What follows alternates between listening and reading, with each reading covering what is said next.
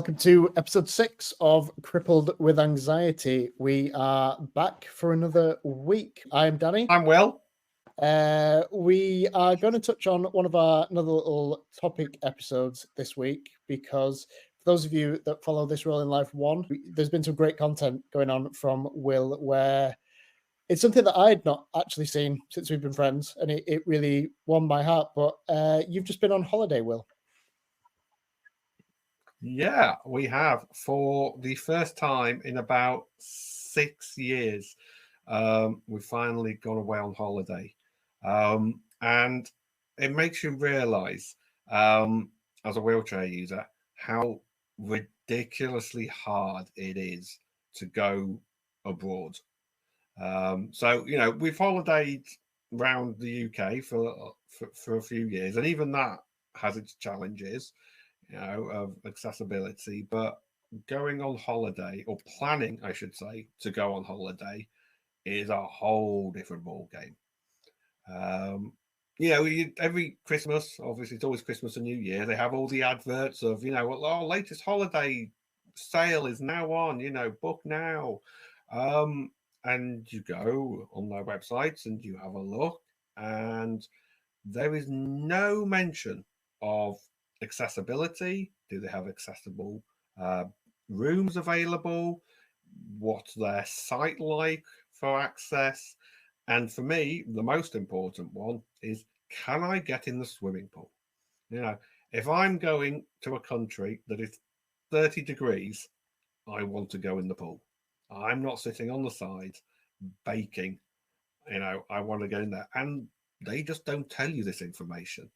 It is so hard. A few times when I was first in the chair, we were trying to find out. We just went to a travel agent. We went to one on the local high street, and they're like, "We need an accessible holiday. What can you do?" And they're like, "Ooh, I don't know." She said, "Like, I can get in touch with the hotel and ask if they have anything accessible." I'm like, "Well, I need more than just asking and some person who doesn't know what I need coming back and saying, yeah, we'll fit them in somewhere." When I get there and I realize I can't get through the door to the bathroom or anything like that. So even that initial planning stage is hard. And I think that's one reason as well why we put it off for so long, because it's so tough to find somewhere. Because you spend a lot of money on holidays. They're not cheap, especially not at the moment. And you don't want to spend all that money to get somewhere and realize it's awful, it doesn't suit your needs. I know that happens with people anyway. You turn up to a hotel and there's a building work going on right outside your room, and builders turning up at 5 a.m. and what have you. So, I appreciate it's not just unique to wheelchair users and those who need adapted things to help them out. But, it's an additional risk. Yeah, I could still have a builder outside my room at 5 a.m., but I could also have a builder outside my room at 5 a.m. that I can't get into the bathroom for, and I can't get in the pool. So, additional potential issues.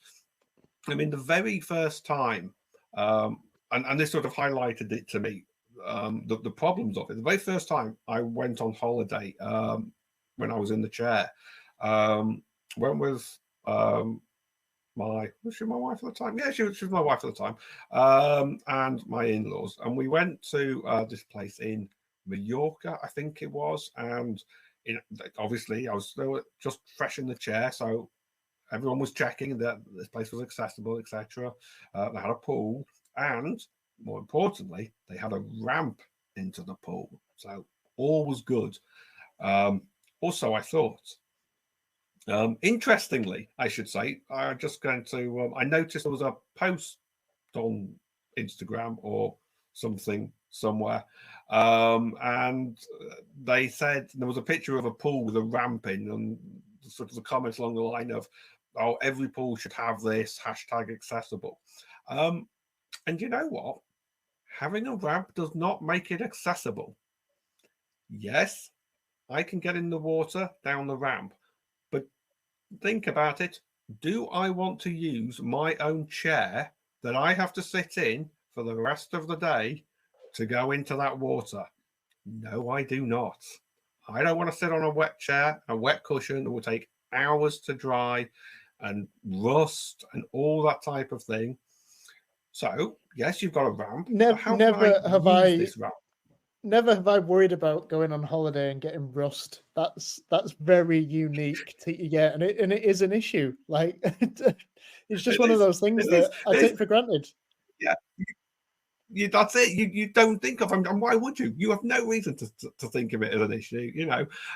So we got to this hotel, and first day there, we all got our swimming trunks on and got suntan lotioned up and got our books and towels and went out and sat by the pool. And I thought, yeah, let's go for a swim. So I went off, got set up and went down reception. I said, have you got your wet chair so I can, go into the pool? And they were like, what? What are you talking about? No idea. And they're like, and I said, well, how do I get in the pool? And they said, oh, just, use your chair. Sorry, I said, usually I'm not going in my chair. I'm not getting that wet.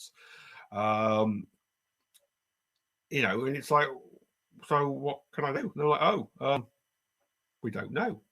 Leave it with us. So I was like, well, okay, not ideal. Maybe day one, I won't get in the pool. Maybe day two. So it got sort of day two. And they're like, we think we might have found a solution. There's all these places that hire mobility scooters and things out for people that need them. We're getting in touch with them to see if they've got anything. And turned out all the ones they got in touch with didn't have anything. And then I vague memory of this, but I'm pretty certain it was the manager of the hotel in the end. His mum had a wheelchair that she wasn't using for some reason. And he was like, I can bring this one for you to use as well. And at this point, the manager, I don't know why, but the manager hadn't tweaked what I wanted this chair for. He just knew I needed a spare chair. And he was like, you're not going to get it wet or any sand on it or anything, are you? I'm like, no. I just needed to help get around somewhere. I can't even remember what excuse I used, why I needed a second chair when I had a perfectly good one that I was sat on. And he was like, okay, that's fine then. We'll bring you this chair. And of course, I went in and out of the pool multiple times a day on it.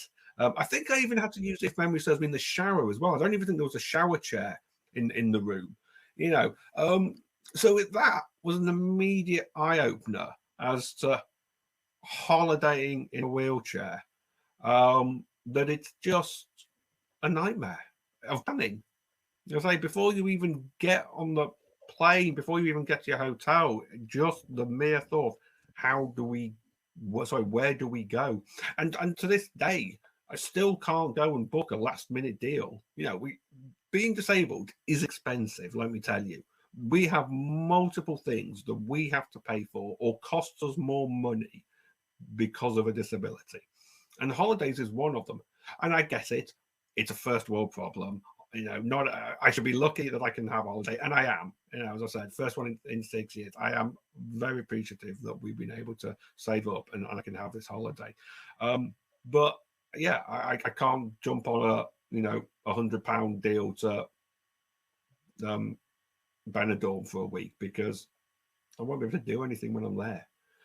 As I even just talking about the planning is really tough, and takes a lot of research, and trying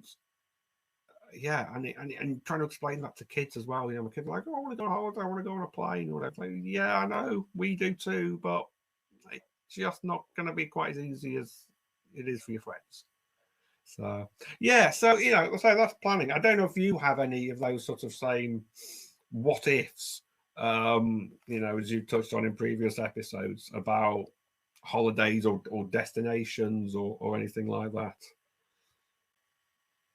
What if seems to be something that will haunt me forever. But when it comes to holidays, yeah, as I said, I've never feared any rusting, which seems to be an issue for you jumping in a pool in some poor old lady spare chair from the hotel manager. I love, just touching on that, I love the fact that they were ringing around and going, we might have found a solution. And it's like, but it's not really a solution. They're just like, that's like saying, my solution is I could chuck you in the pool and get you back out. It's not really a solution we can go for, is it? That's what I kept saying. That getting in's the easy bit. I just get tipped in. I've got no problem with getting tipped in. Yeah, it's getting me out. That's the issue. Yeah, you can slide down the ramp. It's it's getting out and sitting you in a wet chair all day. But yeah, for me, it's, I think the biggest one and one that I still, and I get quite ratty with whoever I'm with, whether it's friends, family, or Jess. She gets the brunt of it because we travel a lot together. But there's just not one central transport from an airport without a taxi, which is going to cost you a fortune, no matter where you go. Even when we go to America, like now, because I've been to New York quite a few times, again, very privileged to do so, but I know that I need to get on the SkyTrain from JFK or the air train, get through to Jamaica Station and get the tube up into the city. I know that now. When we went to Boston, there was a tram stop outside our accommodation. We got on the tram. There's no ticket machines, nothing. Didn't realize until we were on the tram that we needed to have had a preloaded ticket that you can only buy from one of the main stations. So we've jumped on this tram illegally, getting shouted at for tram hopping, basically, like. And then the British accent, especially in Boston, which was where the Boston Tea Party was, we don't have a great relationship with Boston. They're New England. I'm very much old England with my accent going, I didn't know. And they're like, we don't care. But, and this is a country, sorry to our American friends, that have guns. So I'm not going to argue for too long with that. I'm just going to, just tell me where to get a ticket from. That's all I want. Going to Dublin, went to Dublin, got off to get a bus in Dublin when I went, it was the bus outside the hotel to get into the city centre. We were staying just off the airport. To get on the bus, they wouldn't accept contactless. You needed a preloaded card that you could only get from in Dublin. So I'm sat there with issues anyway of I don't know how I'm going to travel. I'm in a new, I mean it's across a little bit of water. It's not like a million miles away. It's only Ireland, but I'm in a new country. There's new accents around me. I'm scared, but it's like I'm getting on this bus and I need to get to a station in the center of Dublin to pick up a ticket to get this initial bus. But I can't get this bus without having already been to Dublin to get the ticket to get the bus. What is happening with that? What does that mean? I don't know how to deal with that. It's the age-old thing at school of like, I need a job. Well, you need experience. Well, you need a job to get experience, but you can't get experience without a job, which you need experience to get. What are we doing? Why isn't there just like one system where I can get off a plane and go, I just want to get to this hotel. And here is the machine that says, ticket for Dan to get to his hotel. Click. Yes. But I'll pay any amount of money for that. Just get me there. That is the one thing that I still struggle with, going to a new city, even a new city in a country that I'm well versed in traveling in, not knowing how to travel. And I feel like we pay a lot over here for trains, and I mean the buses are capped now, but trains are horrendous. Like it's 300 quid to get from like Leeds to London on the day, which is like 10% of like decent salaries. But like I can go to that machine and I go, right, I'm in Leeds, London, pay, ticket, says Leeds to London on it, and the train I need to get. That feels like easy to me. Why am I getting on trams at stations that I can't get to without getting a tram where I need to have been to that station already? I don't. Yeah, you can see I'm getting quite flustered about this, Will, but that's my biggest issue with traveling is not even the travel of getting there. That's an issue in itself, which we'll get to, but the travel around the place that I'm in. Like, even when we speak the same language, I don't know how to use the transport. It's a struggle. But I mean, going back, yeah. I always find that I'm very intimidated when you're in a place and you're using sort of whatever their mass transport system is, be it underground buses, trains, whatever, and everybody just knows. Everybody knows this because they live there. Of course, they know it. They've all got their cards ready, or whatever it is they're using. They know where they've got to go. They know they've got to go through this gate, not that gate, and everybody just knows. And you're like, I am so intimidated by all this. There's just people everywhere. And I mean, one of the things about being in a wheelchair as well is I'm low. You know, I'm at everyone's hip height. And it's very easy to feel overwhelmed and crowded. And I mean, I don't get claustrophobic. I could sit in a tiny little cupboard or whatever, absolutely no problem. I don't get I do in crowds though, when there's just people around me and I can't see in front of me for people's bottoms. It is just, yeah. And so when you're in places like that and you don't know where you're going, you can't see where you're going because there's people everywhere. It's really intimidating, you know. And we're British. We don't like to ask, you know. We just want to figure it out for ourselves, even if that means standing in the middle of a busy station looking like a tourist and not knowing where you're going. It's really scary, isn't it? Yeah, I think the British thing of asking, I once got a train. So I used to work in Leeds and travel from Bolton when I was living back there, and I'd get the train in, and we'd get the train to Manchester, and then the train would go from Manchester to Leeds. So I'd be getting two.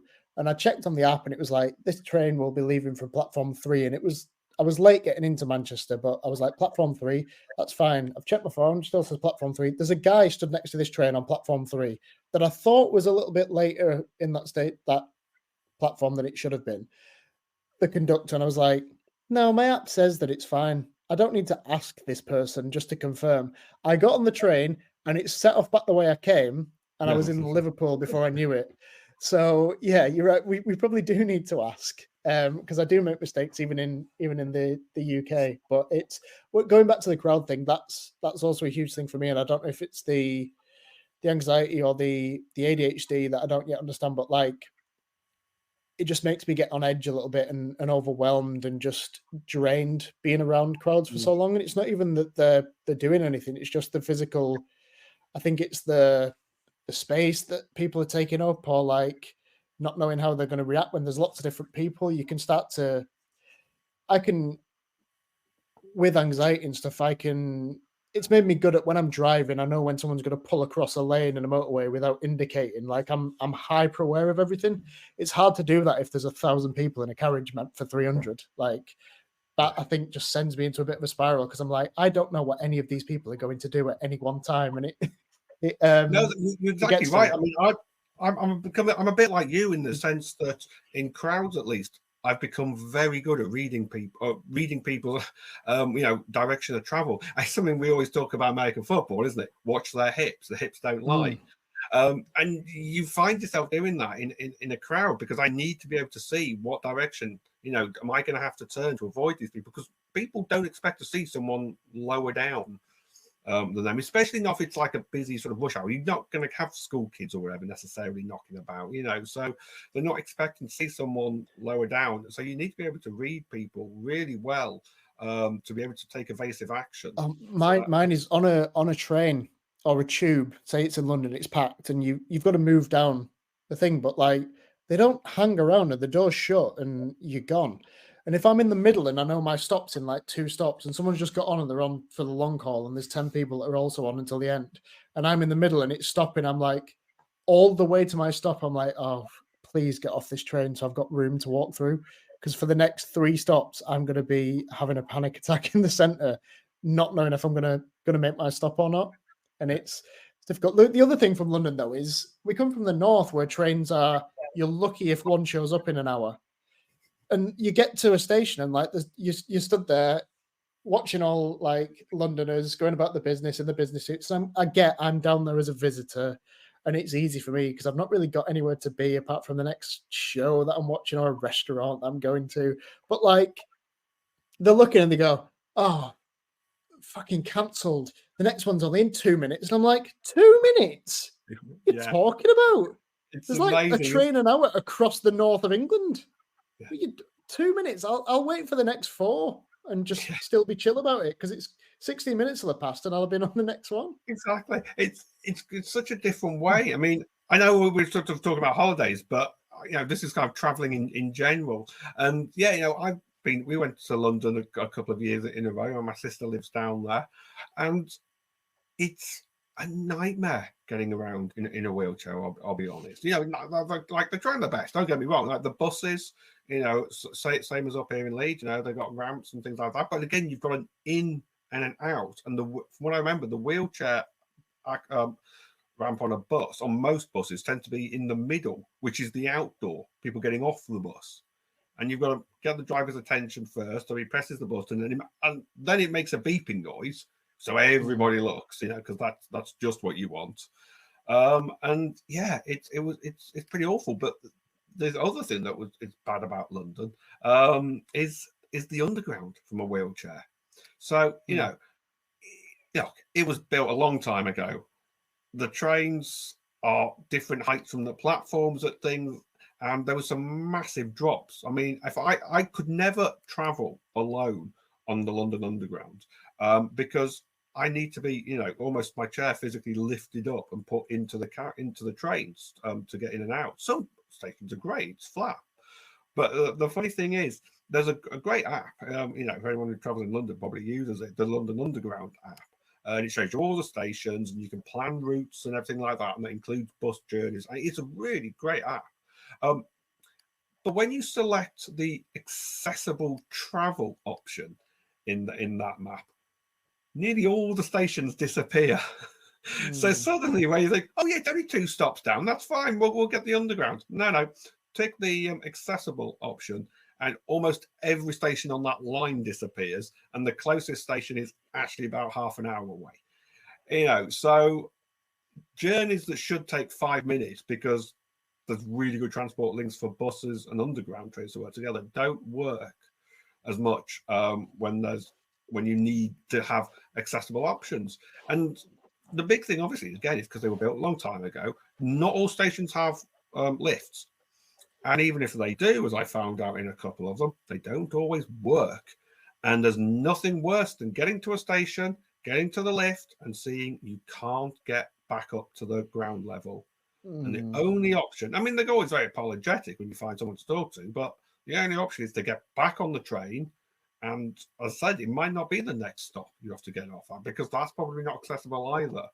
You know, it's might be 3 stops. 4 stops out your way, yeah. Well, exactly, you know, and before you know it, it'd been easier to just get a taxi from your original destination. And that's a bit what, you know, I mentioned before about this sort of the hidden cost of disability. The easiest and safest option usually is to just get in a car, get in a taxi, you know. But of course, that is much more expensive. But it's normally the easier option, especially if you need to get somewhere for a certain time.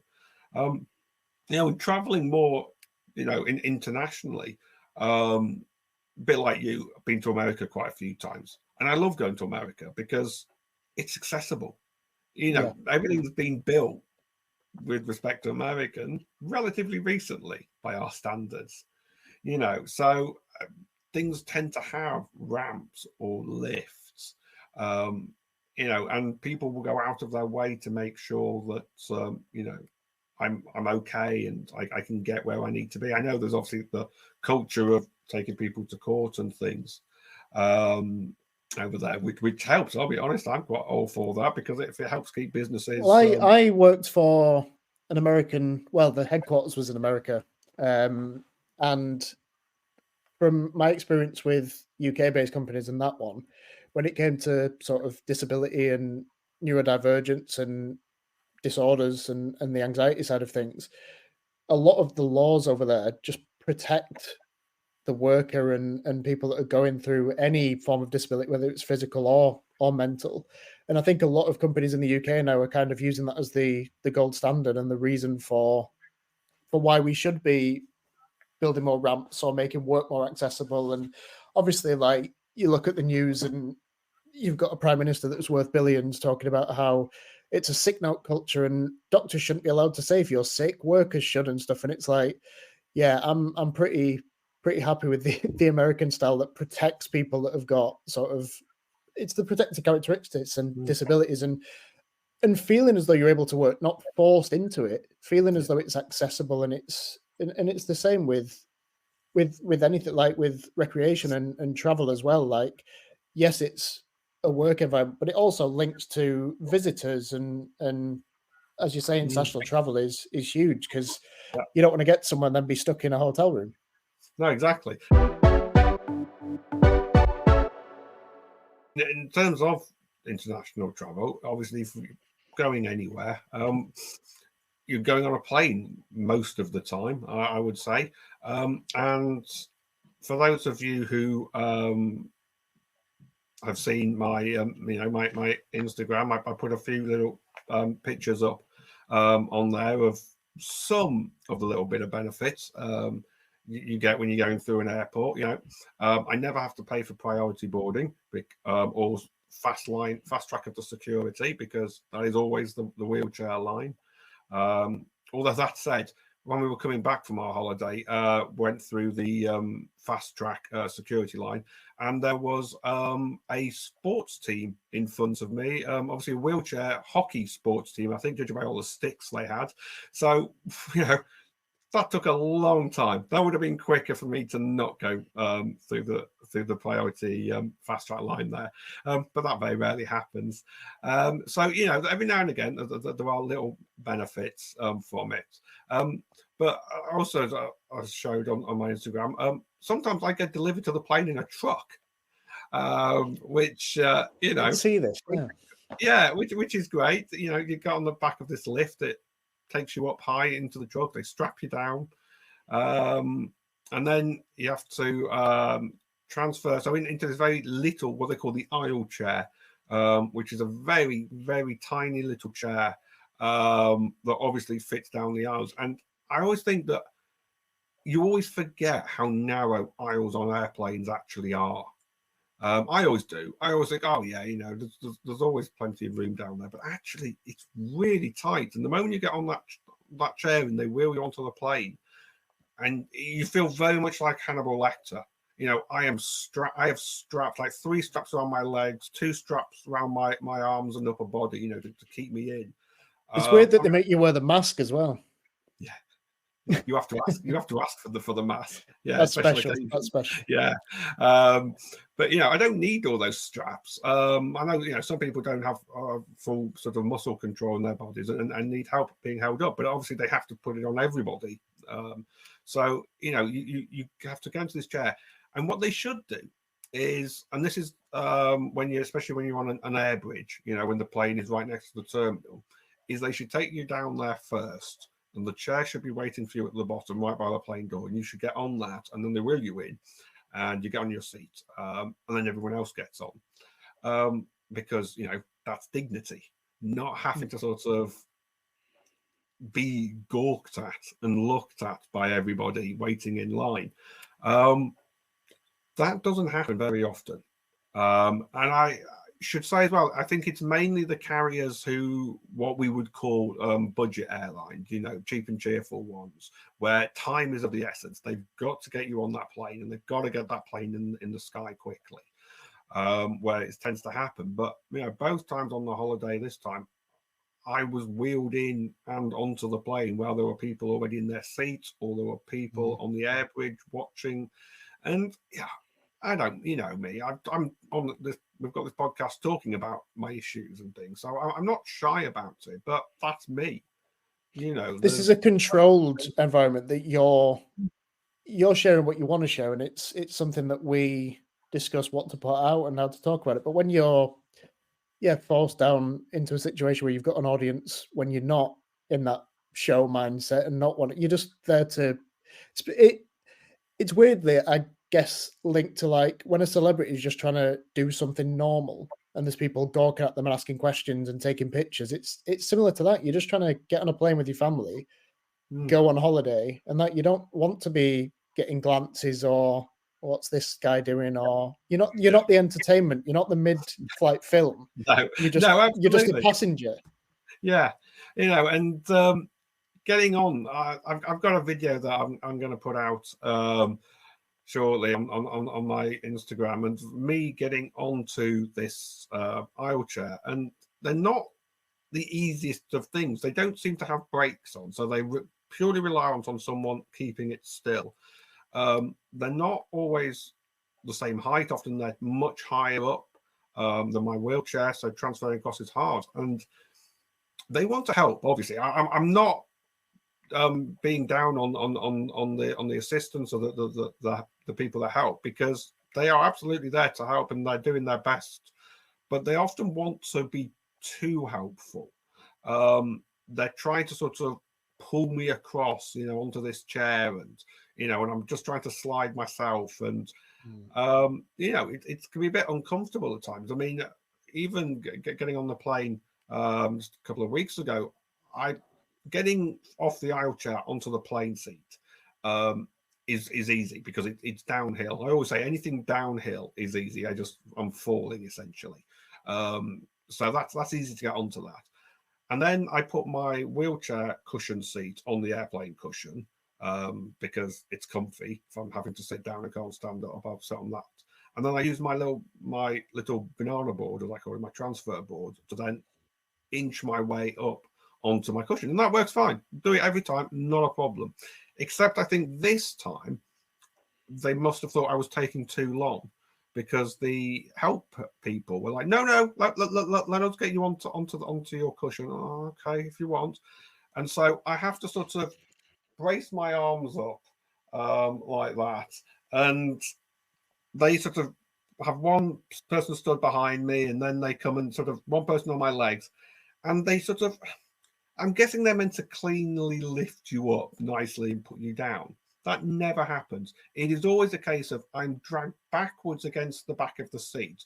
My back scrapes over the seat belts and the arms, and it's uncomfortable. For like 3 or 4 seconds, I'm grimacing as they're doing this. It's like, I don't understand why I couldn't have just taken an extra few seconds and put on and slid myself up onto the cushion, like I've done on other flights. And it's an easy thing to do. So yeah, they're always trying to be a bit too helpful at times. And then you've got the problem of, especially when you get to the destination, I always find it when we're arriving is waiting for the people to come onto the plane and get you off. I mean, as I said, with some of the budget carriers, it's about time is money, and they can be very quick to come and get you off. But I have been left on a plane for about 45 minutes. When one time when we came back, I just got my eldest son. He was only 6 months old at the time, and my in-laws, who were traveling with us at that point as well, they'd got his formula and his bottles of milk and everything like that, and they got off the plane. And we were still on the plane, and it was getting to half an hour. We'd still be waiting on the plane, and my son was due a bottle. We should have been in the terminal. We planned timing wise, though, we wouldn't be sat on a plane for half an hour after it had, after it arrived or whatever. And plus, as I say, had taken the milk because we'll be right behind you, type of thing. And in the end, one of the stewardesses had to go back into the terminal and get some formula and a bottle for us so we could make up a drink for him, because in the end we were there about 50 minutes waiting on that plane for the help to come on. So it's not great.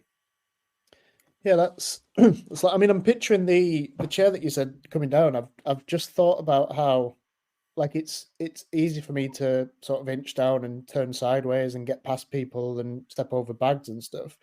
But the chair you're talking about, I'm obviously picturing the drinks trolleys that come down, how small and compact they are. So you've kind of got to squeeze yourself into that as best you can and just essentially try not to, hope that there's nothing in the way. And it as you say, it's about dignity. Like the way you've described being thrown into it's like some people treat it as though they're chucking a sleeping bag in the boot. Like you're a person that's just trying to travel in the same way. You're not asking for special treatment. You're just looking for just equity with other passengers, feeling dignified and traveling and getting in. It's not equality. Like it's equity. I just want to be given the opportunity to travel with family and experience something that most people that are going on holiday can experience. And it sounds like it can be pretty rough.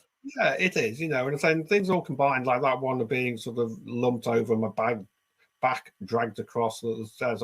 There were people on the plane again. This wasn't an empty plane like they should be. There were already passengers on the plane, seeing all this happen. So yeah, it's not great. I mean, and it's not, don't get me wrong, it's not just planes. I've been left on trains and things. I seem to remember Tanya Gray Thompson talking about it a couple of years back, how she would be, left on a train. And yeah, I imagine it's probably happened to most wheelchair users who use trains.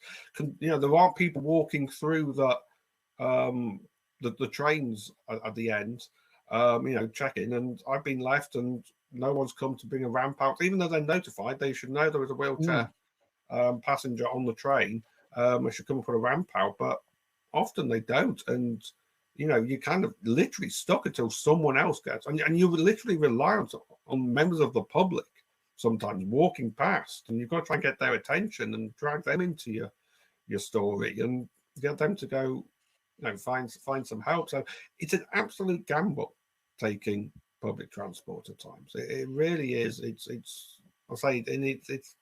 not something I like to do. I mean, I love flying. I love being on a plane and the takeoff and landing. It's amazing, but it's stressful. It's knowing what's about to happen, and yeah, it's not something I look forward to getting there, shall we say?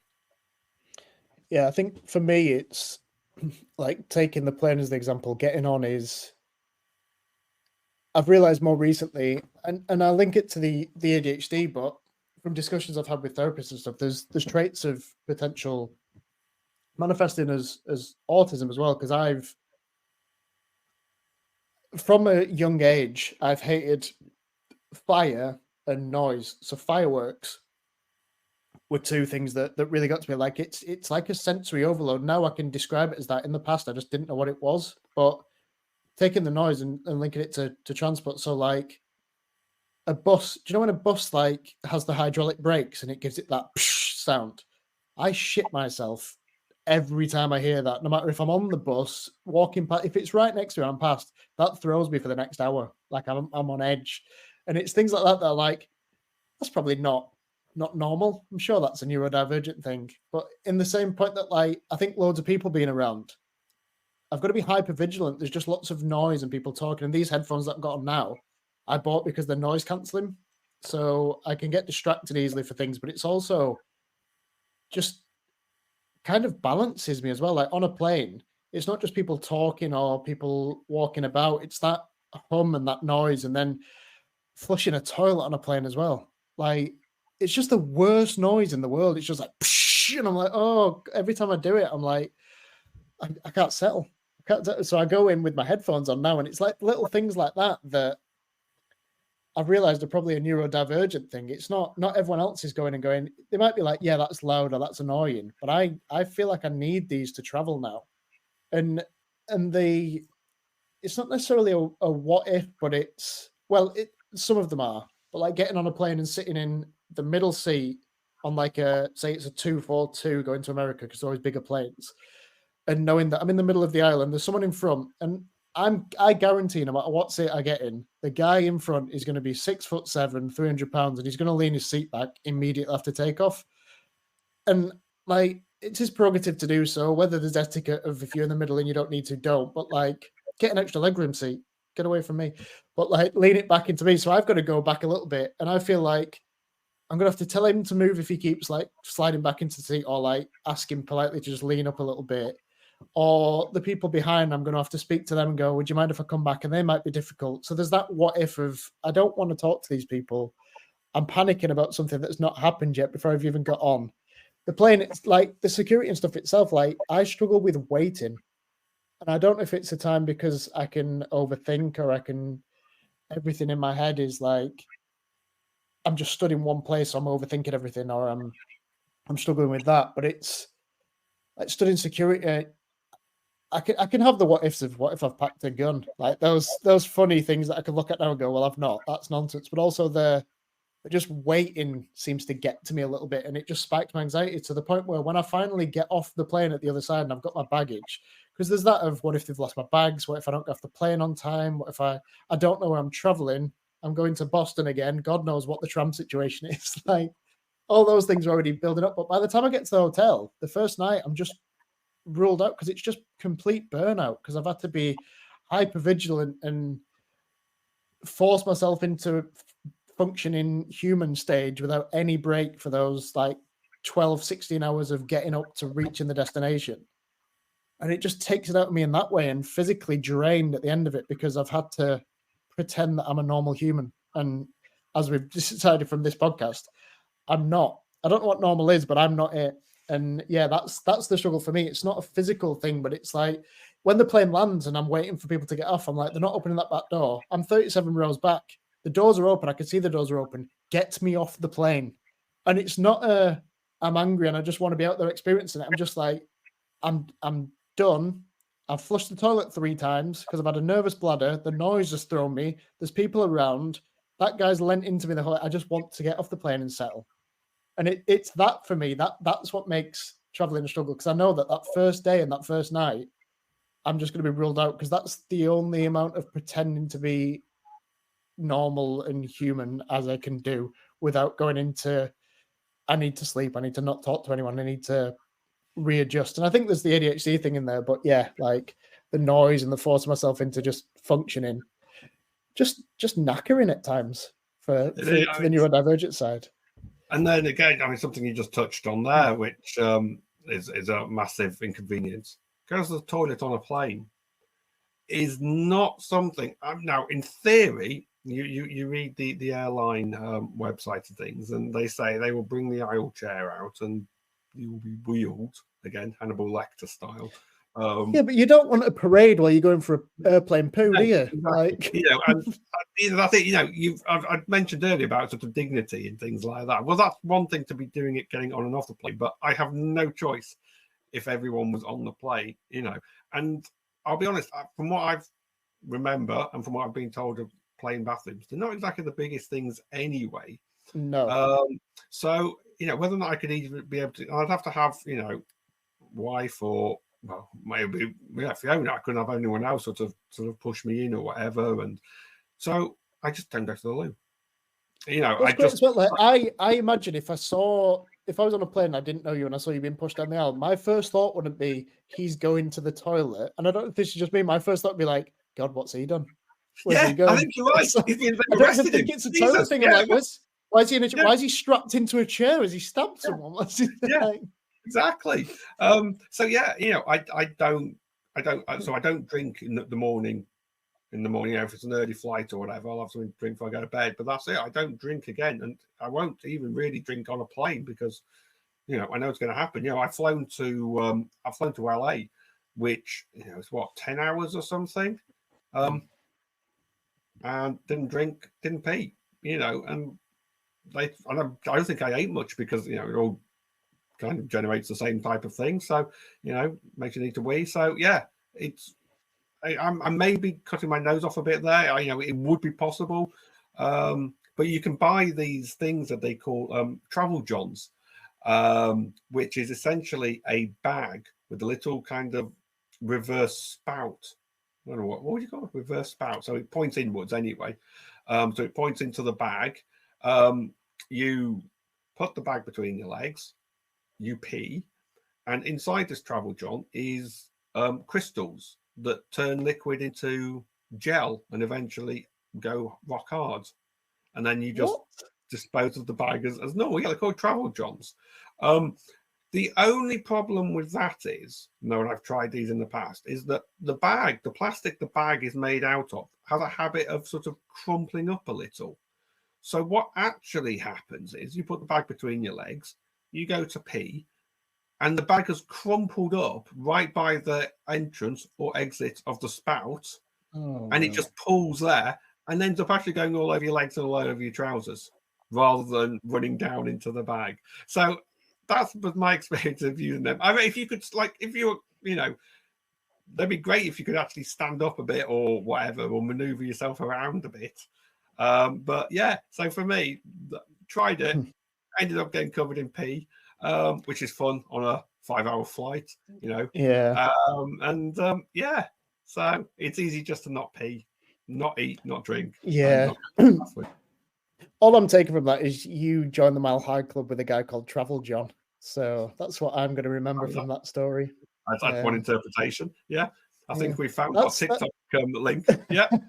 That's like, again, it just makes you, because I've seen people being sick on planes into sick bags, and like the first thing you do is you don't want to watch, but you kind of like, what's going on over there? And it'd be the same thing. Like, again, you're just trying to travel with dignity, and all, even the things that are trying to make it accessible to you sometimes aren't dignified, and it's just things that you have to suck up to be able to have what other people have.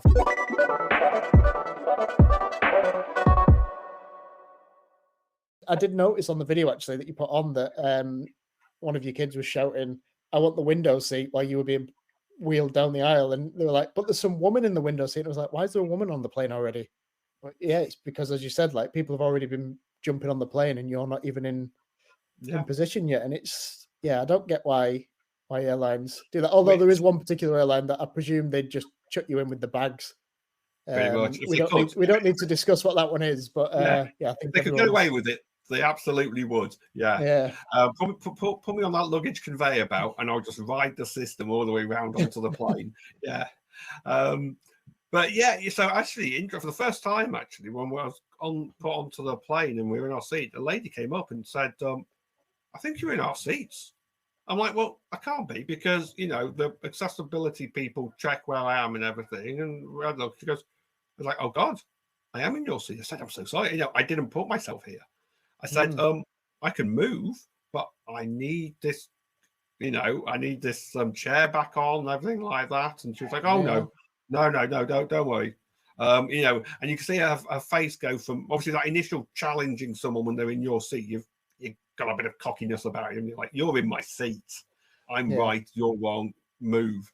So when I was like, "I can't move. I need a wheelchair," she was like, "Oh." And suddenly sort of her face changed a bit. I felt really sorry for her, because she was with a party that they booked 2 rows so they could be in front, behind each other and things. And I'd messed that up, but But my argument to that is, why are you feeling as though you have to be angry and challenging, and then you realize that there's a disability involved, and then you're like, "Oh, I'm so sorry. I'm really sorry. I shouldn't have reacted like that." And it's like, maybe you shouldn't react like that in the first place, and just ask the question and go, "Why are you sat in these seats? Can we figure it out?" You're right. Like, the combative, like, "I have paid the same amount as the seats behind me for these seats," and it's like, let's just chill out. We're gonna be on the plane for ages. Let's all be friends.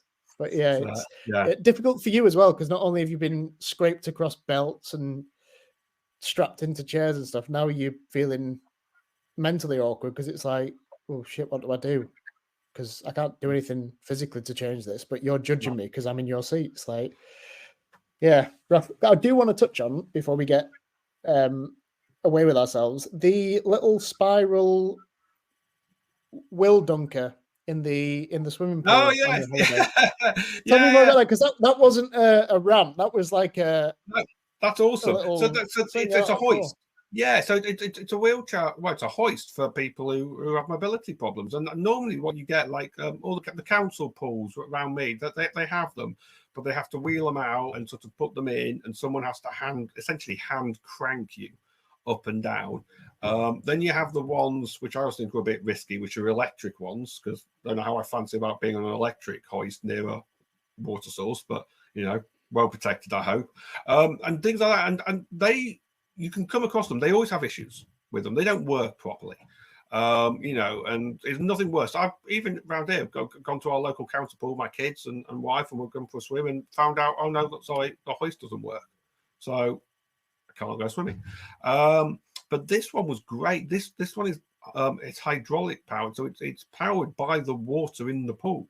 So it's always going to work. Wow. So it's great. So I just slide across onto the seat. I pull this lever, and I just start moving.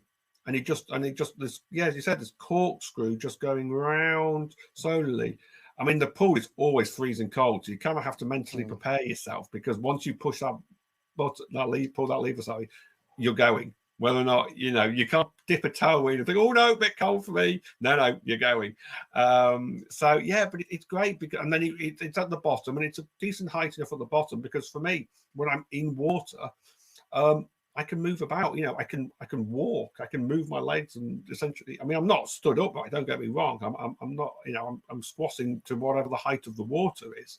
But I can. Do you find it easier to move in water then? Because I know that's a big therapy session for people that are overcoming sort of limb issues. Is they put you in water. Yeah, hydrotherapy is a great. I've had hydrotherapy sessions when I was in that sort of in my recovery phase, when I talked about for the last couple of months I was in hospital. I had hydrotherapy sessions, and they're really good because water makes you buoyant. So yeah, I can support myself. I can move about. You know what was great as well? It was I was on holiday and I was able to sort of play catch and rugby with my kids. They play rugby and I sort of watch. That's and I can't really take part, but he could run at me in the pool and I can tackle him and run at him and he can tackle me and things. So yeah, being in the water is great. It makes you feel a bit more normal. And then this chair from this hoist sits in the pool, waits there, and then you just push it, float back onto it, pull the lever again, and up it goes. And and to be fair, that's the main reason. So the hotel we went to, we've been to it 3 times now, and that hoist is the reason we go to this hotel, because it is guaranteed will work. And I mean, they don't get me wrong, they're an accessible hotel. They are designed for people with wheelchairs. There's some great apartments that are ramped, and all their bathrooms are accessible, and toilets and showers. All that is brilliant. They've really thought about it. So that's why we go back there. And I wish this hotel would franchise, because it's great. It's just so easy to we book it, and we know that when we get there, we don't have to worry about anything. I can do anything anyone else can do. And I'm sure there are more hotels. I'm sure there are more places like that out there. But damned, it's hard to find them. And it just means that you just don't want to travel anywhere else, because as I said at the beginning, why risk spending all this money for having a crap time? Yeah, I suppose that makes any travel issues you face as well all the more worthwhile when you know that when you get to this space, it's a safe space, and it is in a world that's not built for us. That's a place that's built for you. Which I sent you a message just saying it meant a lot to me to see you with the kids and your wife just smiling, like experiencing something that a lot of people will take for granted, and just having that experience with the kid and I didn't know the bit about playing rugby with the kids as well, but that's huge, and that's really nice and cool to hear. So yeah, I'm gonna have to get in a pool and play rugby with you next time though. You've opened that up now, so we'll do that in a future episode. But no, that's really cool. Yeah, I think we'll live stream our rugby game. Yeah.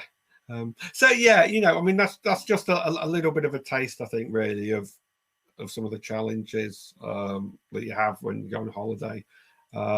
It's not ideal. It takes preparation, but it's a holiday, so it's always worth it in the end. But I just wish it was easier.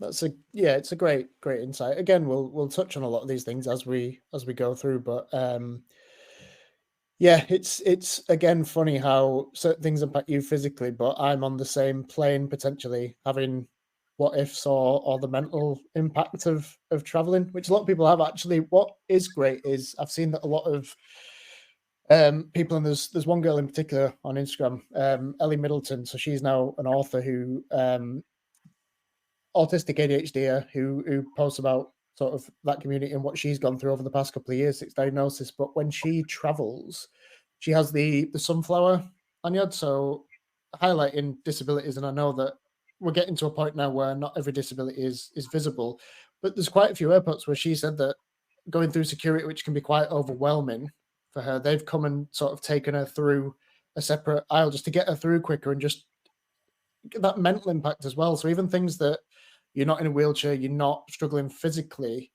but you are, because something's eating away inside at you that's going to affect you physically. Having airports recognize that as well, I think is huge for people of my community and further sort of mental health communities. I think that's big as well. That's amazing. I mean, you always wonder, as you said, not every disability is visible. I mean, mine, I'm such an easy one to identify. I'm in a wheelchair. What else could, what more could you want? But yeah, for people, with disabilities that aren't visible, I can't imagine what it has to go to, because I always think that it feels like you have to prove to everybody all the time. Oh no, I really am. I really do have a disability. I'm not putting it on or whatever. And I think it must be so mentally draining to have to just constantly have. I mean, even if you're not, even if you don't have to prove it, and as you said, they're just helpful people and they want to make your life easier. But I always think there must be a nagging thought that I'm having to prove myself. What if they question me? How can I prove I have this condition? That must just be tiring. I feel like that's why I feel burnt out at the end, is because I don't try and have that conversation or with people I don't know and I'm never going to see again. It's easier to just live with it and pretend I'm normal. It goes back to the checking doors isn't harming anyone mentality. If I'm playing with someone and they've touched me or something, I'm just kind of like, oh, I don't want to be touched, or they've leant back and it's annoying me. Like, I'm never going to tap them and go, I'm neurodivergent and that's really affecting me. I'm just going to go, yeah, that's kind of annoying, but I'm just going to have to deal with it. And then I'll just burn out and crash myself on my own and let it impact me. And I think that's what causes the burnout, is because I'm not in a position where I can go, let me get my records out and tell you why this is really affecting me mentally. I'm never going to see them again. And they're not, are they going to care? So yeah, that's probably why I feel so burnt out after traveling, because I pretend that I'm all right and I can cope when I probably can't with a lot of the things that I'm forcing myself to do.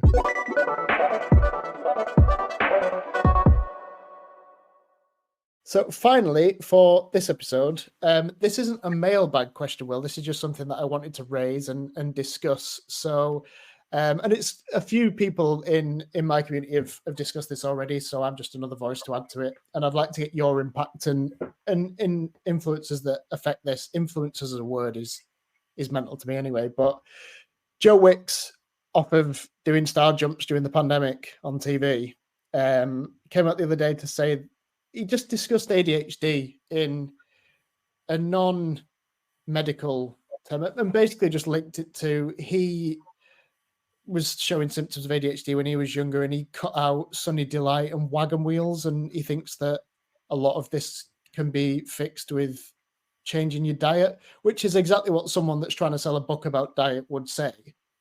But if that's the people that certain people that are going through this or wanting to go through this are seeing, they'll just change their diet, not knowing that they've got a brain altering condition that they might need actual help for, or sort of accessibility to work, or their life could be impacted by some, not necessarily Joe Wicks, but just some knobhead that doesn't know what they're talking about about how it's affected by diet, or autism's caused by eating E numbers, or let's call it for what it is, and it's disorders and brain changing things. Yes, diet can impact people. I get that. And my 2 pence on it is I can feel better if I eat salads all the time.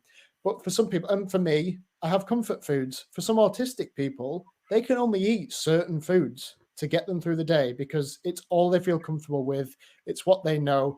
It's how they survive. So don't just tell me to cut out fucking wagon wheels and I'm going to be all right. So sorry to get aggressive with this one, but it's the same people that say it's all a superpower. Sometimes it's not. Sometimes it's debilitating and it kills people. So it's crazy. Yeah, Will, it's save it for myself. I'm going to back you up. I'm backing you up on this. Ask Steve Jobs how diet cured his cancer. Oh no, you can't. He's dead. I mean, people without medical degrees should not be giving this kind of advice. I mean, and as you said, look, he's promoting a book about diet. I mean, I hope people can see through what he's saying for what it actually is, and not following it. I mean, it's the same people that share those photos on social media of a forest or whatever and go, oh, this is a cure for depression or whatever. No, it's not. If that cures your depression, you were not clinically depressed. You were just a bit sad. Yeah, go outside. It does make you feel better going outside. I had that same one the other day. I saw it on social and a guy was like, I thought I had depression until I went on a holiday and stood on a beach. And it's like, yeah, well, happier stood on a beach than I am working 9 to 5 or sat in my own house dealing with intrusive thoughts. I'm getting out of that zone and being in a different place. And yes, sun can help and being outside can help, but it's not a cure for me. It just gives me respite for 10 minutes where I can just be mindful and just live in the moment. Like that allows me to practice mindfulness. What it doesn't do is let me go home and go, oh, I remember standing on that beach and now I don't have depression anymore. Oh, me standing on a beach isn't going to bring my mum back. Me standing on a beach isn't going to stop me from having lost 20 years to obsessive thoughts. Like you're right. Like it can be helpful, but it's all part of a full recovery plan. Yeah. And I mean, it look, can't be cured. No, people can be sad and people can be happy. You know, we all have those emotions. That's fine. But you can't confuse being slightly sad on one day or a couple of days or whatever with being clinically diagnosed with a mental health condition. It's not the same. You know, it's like getting a paper cut and thinking, oh, well, I'm disabled now. You know, it's not even in the same conversation. To try and link the two, it's just crazy. And it's that age-old thing that's like, oh, I'd rather be crying in my Lamborghini than happy in my Peugeot or whatever. And I was like, yeah, but no matter what car I'm driving, happy or sad, I'm still going to be checking the handbrake to make sure it's not run someone over. Like it doesn't cure my OCD. I'm just in a nicer car. And I might feel better for 10 minutes to go, yeah, I've got to a point in my life where this is fun and the cushions in it are a bit nicer. But like, what are we talking about? And I think going back to the Joe Wick stuff, I think he's come out and tried to do a follow-up video, probably done more damage than good with that. But I don't think it's malicious. But how many times do we see influencers or people that have got experience in one thing? Like I said, he's better at star jumps than me. He can grow longer hair than me. I'm not disputing that. But don't tell me that conditions that we're going through can be solved by reading your book and not eating biscuits. Like that's something that you just need to stay in your lane and don't talk about. Talk about it with your friends in the health bar that you go into, not the pub where you're drinking your smoothies, you're enjoying yourself because you don't want to get ADHD. So get yourself away from that sunny D. Talk about it there. Don't bring it to a community that's desperately looking for answers and help. And they see you as a trustworthy person that's just talking bollocks. Let's normalize stopping people that don't have a clue talking bollocks about stuff like that. But that's my view. But you're right with the outdoor bits and stuff. Like, what are we doing? You can go outdoors and feel better. You're not going to be able to walk home because you've been on a beach. Like, it's not curing. I can't even go on a beach. Wheels digging. I can't even go on the damn beach. I'm never going to be happy. Sad. Let him eat wagon wheels. You can't go to the beach, Joe Wicks. Anyway, that was something I just needed to discuss. Yeah. So anything else to add to that, Will, to save me from getting in more trouble with myself? I like you getting in trouble. No, I just as you said, like if it's not your wheelhouse, don't speak on it as if it is. Wheelhouse. Good use from you. Hey, there you go. Good. Well, I think that probably wraps us up quite nicely. I'm about to go and have a wagon wheel and a walk outside. Will, what are you doing with the rest of your day? Anything exciting? No, I am going to stare longingly at the outside walks that I can't go on and Google hotels I'm never going to be able to access. I'll bring you a sunny day. You'll be fine. But thank you again for joining us. It's been great to discuss. We always think we're going to do quick topic episodes and we go for over an hour. Hopefully that's good for the listeners as well as us. But yeah, thanks for joining us. And yeah, we'll see you again next time. Yeah, thank you for listening.